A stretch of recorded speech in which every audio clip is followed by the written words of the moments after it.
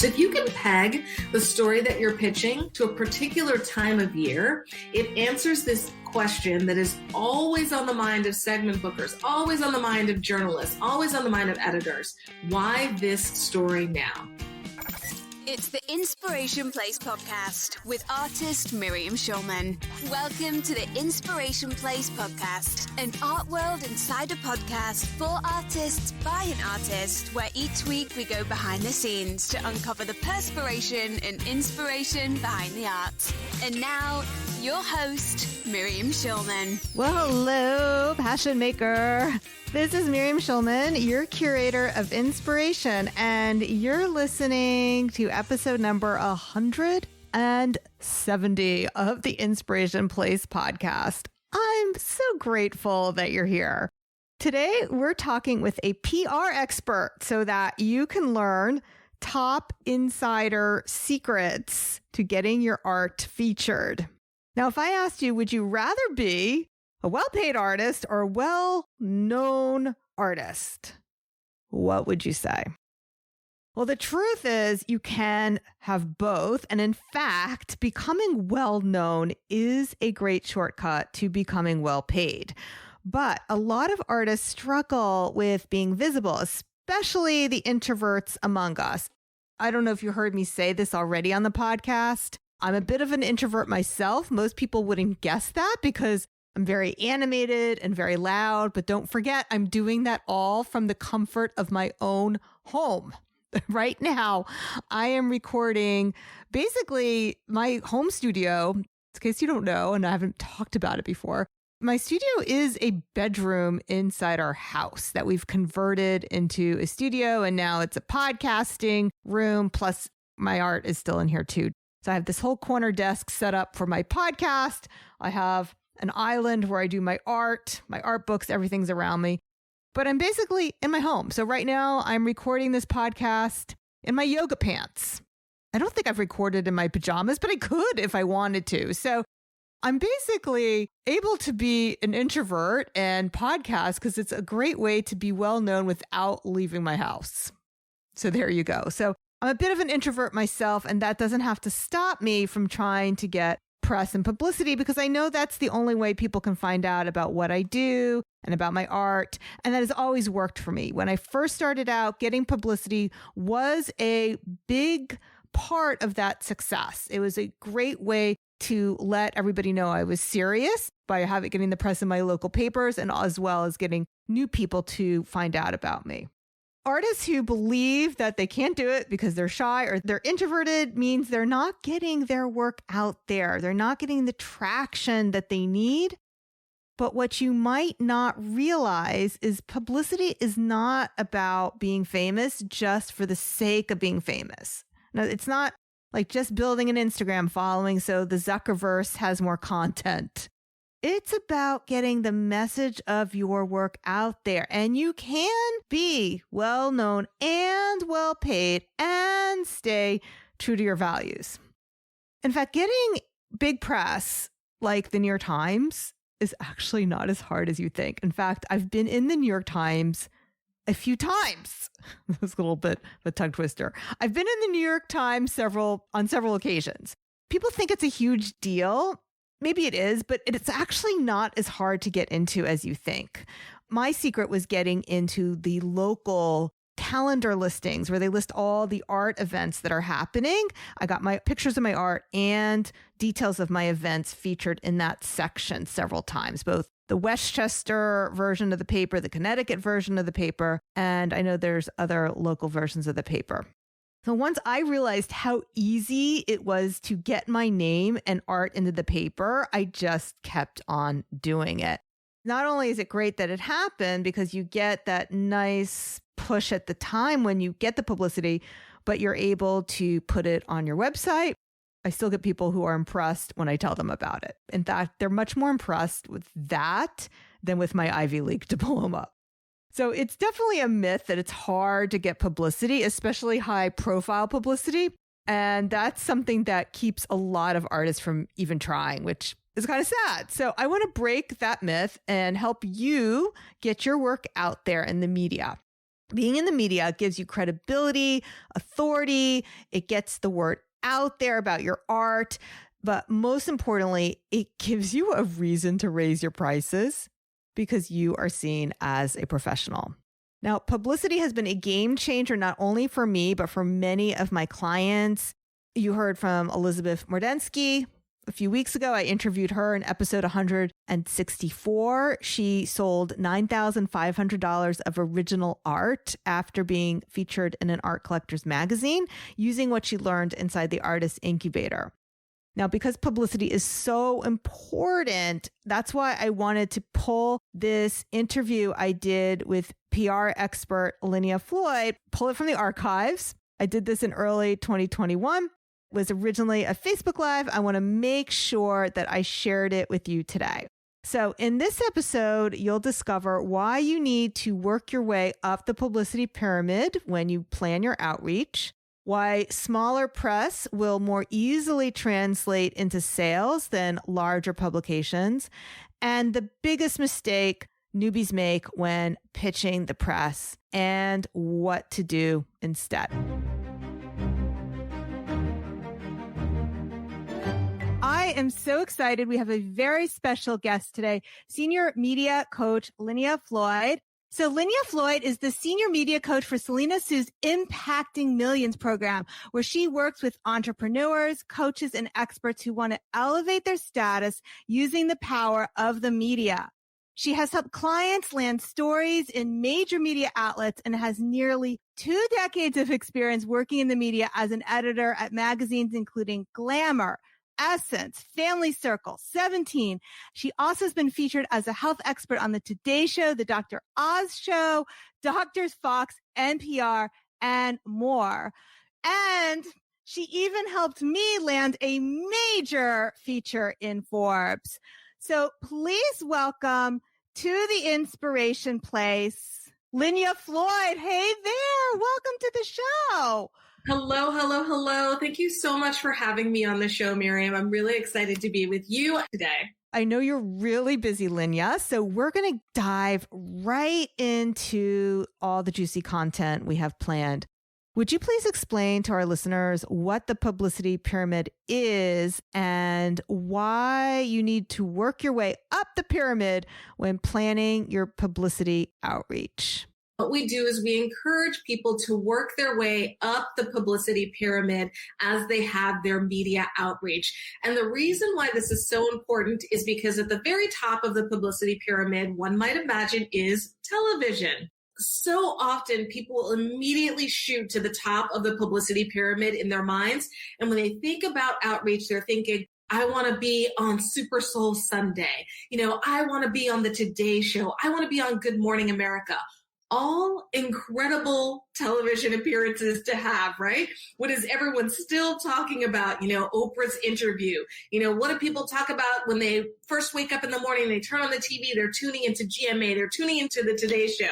So yes, people love consuming that type of media, but when you're just getting started with publicity, you cannot aim for the top of the publicity pyramid. And there are a couple of reasons why, but the two most important reasons why are, one, the media doesn't know who you are. You want the media to be excited. You want them engaging with you. You want them to be essentially at some point in time reaching out to you instead of you making the outreach. But if they have no idea who you are, if you don't have credential to show them about other places that you've appeared, then they don't understand why they should choose you over someone who has more experience in the media, who has clips that they can show, who maybe has a sizzle reel that they can offer, who has links back to podcasts that they've been on. So one, the media won't know who you are, but two, you could, and I've seen this happen and it breaks my heart, you could get an amazing opportunity that you're not ready for, that you don't know how to take advantage of because you don't have the experience of working your way up through the publicity pyramid in order to have gained those skills that you need in order to really stand out, really shine when you do get that amazing opportunity. If people haven't had a chance to check it out, the publicity pyramid, the very bottom of the pyramid is one of the most important parts of the pyramid because it's the foundation, right? And that bottom part of the pyramid is your website and it's your personal blog, because that is you holding a space for yourself so that when people Google you, which the media will. If they're interested in you, they will definitely Google you and look for you and read through the information they find about you, which will not only be your website, but also hopefully some clips of your work. But that is the foundation of the publicity pyramid.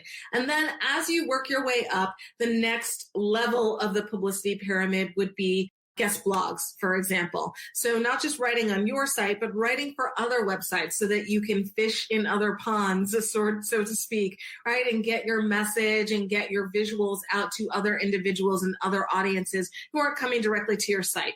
And then from there, we go up to podcasts, we'll go up to magazines, we'll go up to television and stages. And you can see how with every layer, with every level of the publicity pyramid, things get a little bit more competitive. Access gets a little more restricted.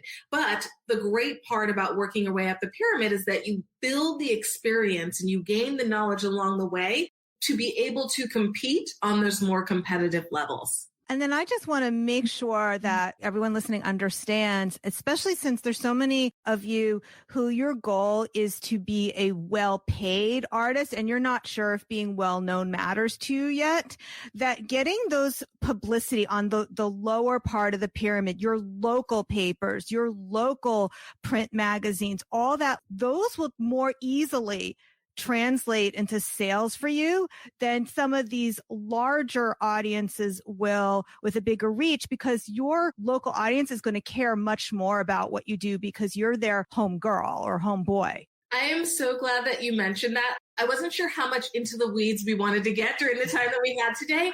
But yes, within each level of the publicity pyramid, there's gradations as well.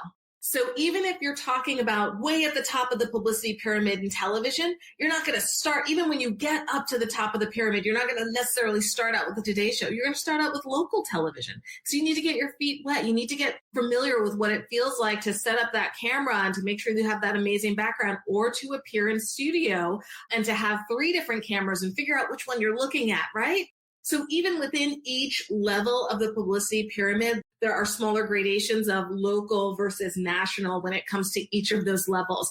And local, people often overlook it. That's another reason I'm so glad that you brought it up, Miriam. People often overlook it. And they don't understand that there is, I'm in New York City, so there's a ton of cachet involved in being in local media. My local newspaper is the New York Times. But no matter where you are, local media has a lot of cachet, and people are invested in their local newspaper and their local television stations and their local radio stations. So it's a tremendous source for reaching out to the publicity that people often overlook, but really shouldn't, because there's so many opportunities there, and there are so many potential buyers or people who are interested, or people who are going to pass along your information to other resources, other individuals as well. One of the little secrets of the media is that a lot of the times national media is reading local media. National media is watching local media, and they will pluck a local story and turn it into a national story. So one of the ways that you can get the eyeballs of national media onto you, or, the ears of national media listening to you, is by appearing in local media, because they don't care. National doesn't care if that story has been published in a local outlet, because they're going to be the first or the second national person to bring it out there. But if NBC has already done a story on it, CBS isn't going to do the exact same story. When I would travel as a journalist, I would read local papers and listen to local radio all the time, because that's where my next story might come from. My next national story might come from. If you are from a big city like New York, it might be easy to think, oh, my local paper is the New York Times. But then even within that, there's the Village Voice. They're still printing, right?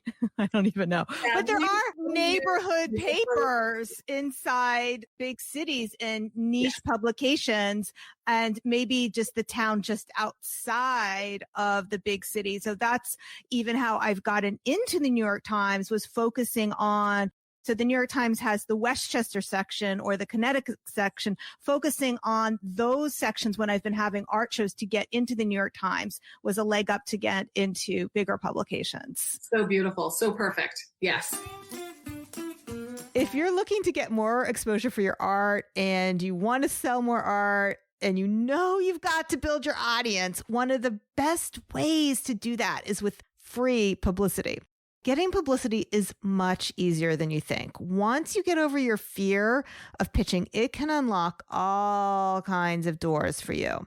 Publicity has worked for hundreds of years for artists from Rubens to de Kooning to Ashley Longshore.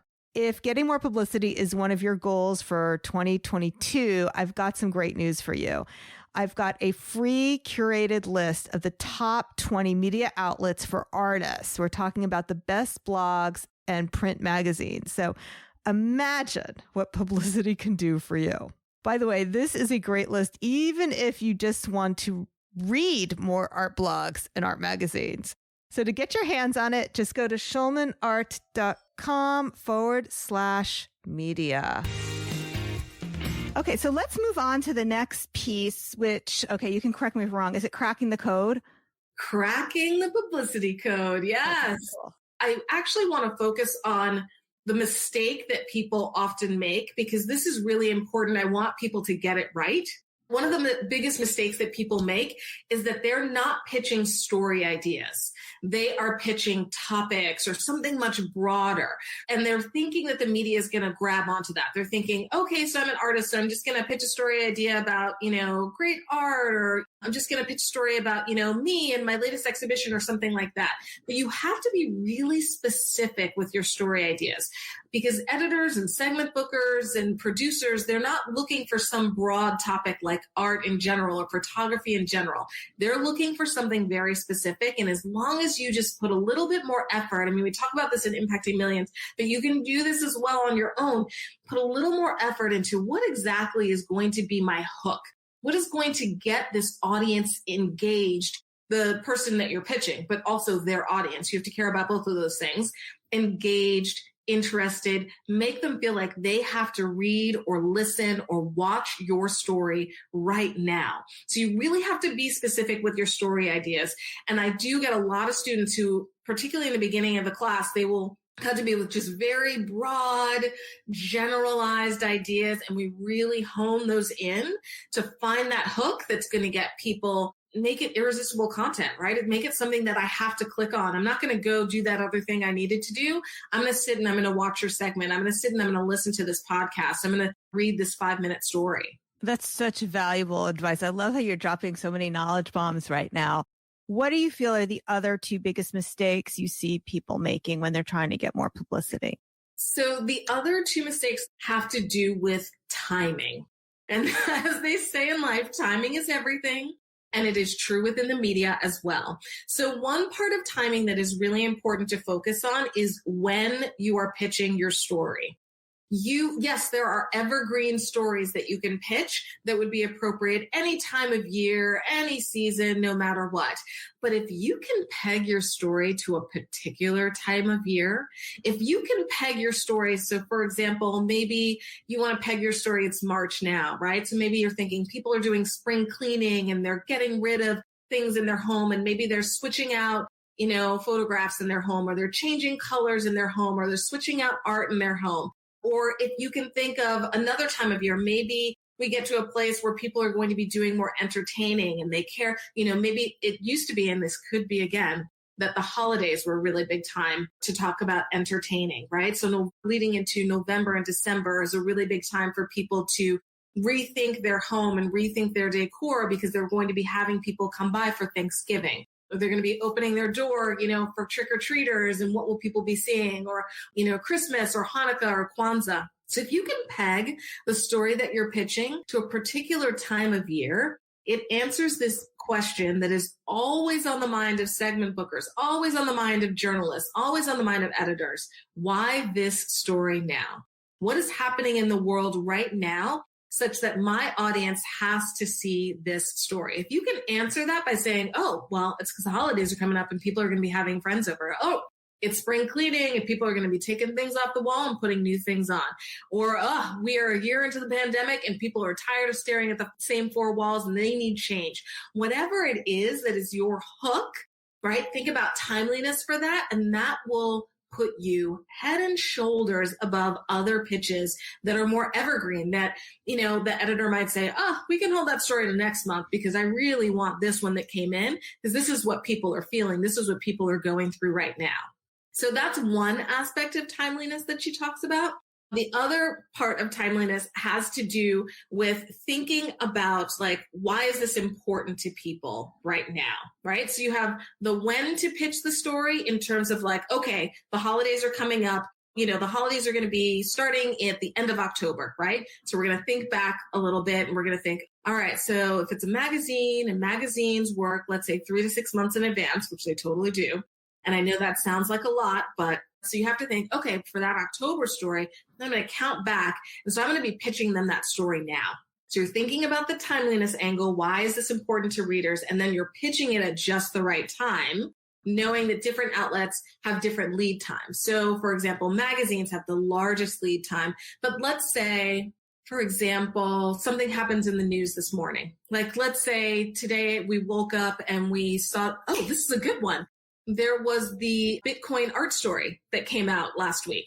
So let's say you wake up and that is the prominent news story that is going around. You can pitch a website that day and say, hey, this is a story that everybody's talking about, but here's what people need to know about X, Y, and Z. Whatever your take is on it. Here's why that's insane. Here's why this shows that people are truly valuing art now. Here's why people need to kick it old school. Whatever angle you might want to take in response to something that happens in the news would be amazing and can happen in the moment. So you don't have to think, all right, so let me count back here. It happens. You can respond to it. Be ready to write something very quickly or to appear on a segment very quickly. But that is a very fast, short lead time that you might experience. So lead times vary from different outlets. So thinking about why is my story timely and at what point in time do I need to pitch that story? Okay, that's beautiful. Okay, so the 3 things we said, reaching too high, timing, and making sure a story matters now. Yes? Making sure that you get your story idea to be specific, not super general. And then the 2 timeliness angles. Yes. Beautiful. All right. So what I want to do now is a little bit flipping the table. So I want to talk about my experience with working with you. What I found that was so super interesting, I don't know why this always surprises me, but there's that myth when you're an artist and you're working on your art that you just have to let the media know, here I am, here's my art. And what always surprised me, whenever I've written a press release and sent it to the press, and what we did together when we pitched the story for Forbes, is how much you're actually doing the writing for the journalist. So that varies from outlet to outlet. But here's the thing with that. Journalists are I think everybody knows this, but take it to the next level. Journalists and segment bookers and TV, like we've all seen TV shows of behind the scenes of magazines and television shows. These people are extraordinarily busy. What we want to do is to be able to deliver something as much on a silver platter as possible. We want to make it as easy for people to say yes as humanly possible. And so even with a press release, I've gotten countless press releases as a journalist coming into my inbox, coming into my mailbox, at my office. And yeah, that's work for me, right? Because I have to pull the information out of the press release and figure out, well, what is the story? What am I writing about? Like this event is coming up. That's awesome, but I've still got a ways to go. But if you can craft an actual pitch, here's what the story is, right? Not just an idea, but a pitch. Here's my perspective. Here's my angle.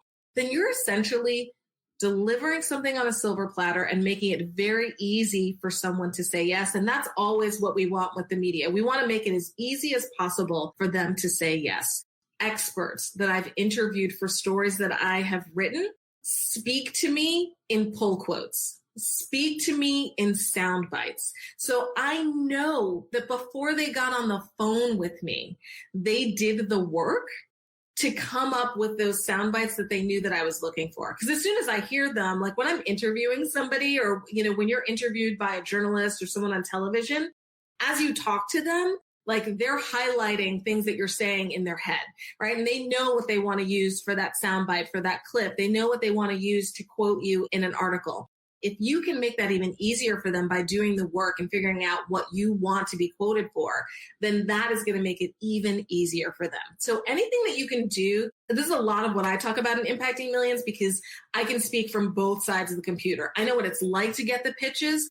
I know what it's like to be the editor. And I also know what it's like to pitch. I know what it's like to put yourself out there as a freelancer. I know what it's like to interview people who are not good subjects and people who are great and are giving me exactly what I need, and they're going to end up in the story. And so anything that you can do to make that individual's life easier is going to definitely work to your advantage. How much does it cost to have someone else do the work?